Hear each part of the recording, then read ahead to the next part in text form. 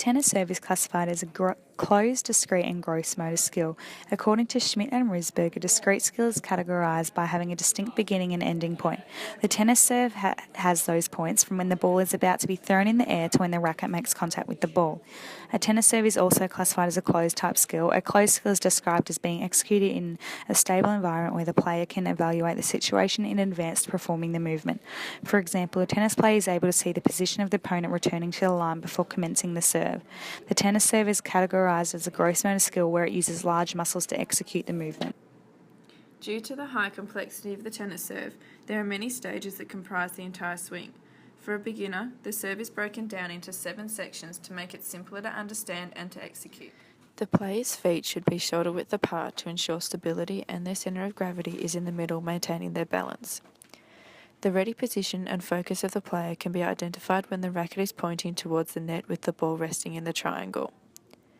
The start of the swing is indicated when the racket is pointing down towards the player's toes. The player points the racket towards the fence to maintain the momentum created from the start of the serve to carry into the follow-through phase. This point in the serve is the initiation of the follow-through, using momentum to create speed and power in preparation for connection with the ball. Throwing the ball up requires control of the ball vertically and having enough height to make contact with the racket. It is important that the ball has reached its peak height and started its descent back down to the ground before it makes contact with the racket. The final phase is contact with the ball, using the momentum created through the swing and reaching up to make contact with the ball. It is broken down into these 7 steps to allow the beginner to logically remember each fragment of the swing and to have a cue that helps them remember how to perform the movement. There are 2 types of measurements that can be used to analyse the performance. First is quantitative, which in this case will be the number of serves they get over the net or in the correct service box. Secondly is qualitative data that rates each key point of the serve, for example, ball toss, the swing and positioning of the feet. A coach will complete a rating of each key point during the session. Fitz's model has 3 phases that are cognitive, associative and autonomous. This model describes learning as a continuous process of understanding a skill. The cognitive stage is when the learner is exposed to the nature of the skill in order to understand the movement. The associative stage is when movement patterns are refined, and the autonomous stage is when the learner can execute the movement automatically with minimal errors. The novice will be in the cognitive stage for the first 2 weeks of the program, as they rely heavily on demonstration of the skill by the coach. During this stage, the novice will begin to perform the tennis serve with their own feedback on whether it was good or bad. The associative stage will most likely be from week 3 onwards, as the novice has a better understanding of all components of the serve. During this period, the player starts to have a consistent flow of the swing and becomes more confident in the ball toss. The autonomous stage won't be reached by the novice, as it requires a longer period of time to become confident in the skill. This stage is difficult, as the performer is required to complete the skill with minimal errors or be able to direct their attention to other aspects of performance. Gentile's 2-stage model incorporates the early stages of learning, where the learner is getting an idea of the movement, and the later stages of learning, where fixation and diversification come into play. Diversification is involving different aspects of the actual game, and fixation is practicing the skill over and over.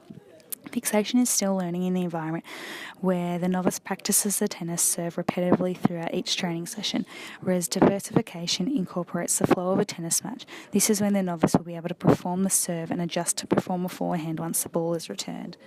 The expected outcome of the novice by week 3 is that they are able to understand the key elements of the serve, for example, the ball toss and racket swing. From week 3 onwards, the learner should be capable and completing the entire serve with fewer errors. However, assistance and feedback from the coach is still occurring. Errors will start to decrease with experience, practice and confidence. According to Davids, Button and Bennett, retention is when individuals are able to retain some aspects of a particular movement regardless of the task they completed. Transfer tests demonstrate the influence the previous practice session or environment had on being able to learn and remember how to execute the skill. Transfer testing is also being able to adapt skills that have been learnt previously to a new situation or environment. A transfer test using the program would be serving in practice when no one returns the ball to serving in a match where the ball is returned. The retention test will measure how much of the tennis serve that a novice has learnt. This is completed 2 weeks after the post-testing to see if they have retained any of the key elements of the skill. An example of positive transfer would be that the beginner usually learns the action of a smash swing quickly due to the low complexity, which has a high similarity to completing the full motion of the serve. And important for a learner as it helps them focus on certain aspects of the skill.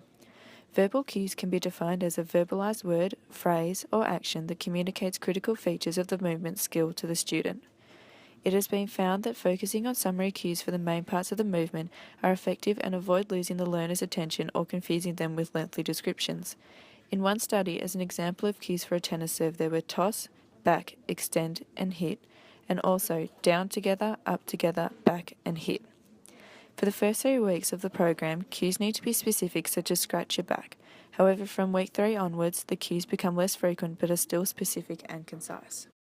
Learning is when the learner replicates behaviour patterns that were demonstrated to them. Observational modelling is often used with other forms of learning strategies, such as verbal cues or instructions, which altogether assist in facilitating the new movement patterns the learner is trying to grasp. Augmented feedback is feedback given to the learner by an external source like a coach about the learner's performance. There are 2 components of augmented feedback: knowledge of results, which is extrinsic information telling the learner about the results of the movement, or knowledge of performance, which is more qualitative type info about the kinematics of the movement. Knowledge of results could be the coach telling the learner how many serves they got into the service box out of 40 balls. The learner doesn't always require the coach's feedback of the results, as they can visually see if the serve has gone in. Knowledge of performance is where the coach gives qualitative feedback. For example, in the serve, bend your elbow more, follow through with the racket to the opposite shin more. An example for advanced players could be the position on the court the ball is served to, and a percentage could be given. The guidance hypothesis has been known to guide augmented feedback to assist with the learner's motor learning ability. However, if the feedback is relied on by the learner too much, it could be a negative influence on their performance. Negative effects of knowledge of results can be the learner becoming dependent on the coach's feedback, which blocks processing of intrinsic factors and prevents the use of other learning strategies.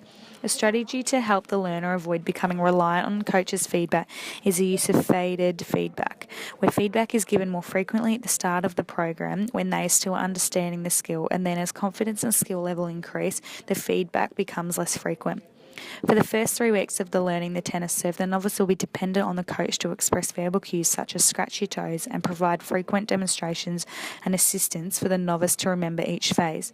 However, from week 3 onwards, the players should now be capable of completing the serve with minimal feedback. The practice sessions are segregated into 3 sections: ball skills, serve, and forehand, where the novice begins to understand the skill. Each skill is broken down to ensure the novice grasps an idea of the movement.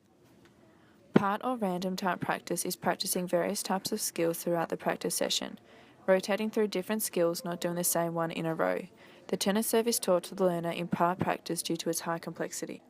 Improving hand-eye coordination, distance from the net, and target practice creates variety within the session to ensure the learner is engaged. Augmented feedback can play a motivational role in the learning process of a novice. When learners receive information regarding their performance, they may compare it with pre-established goals to determine their progress. If the information indicates improvement from the previous goal, the learner may be encouraged to continue trying to achieve their future goals.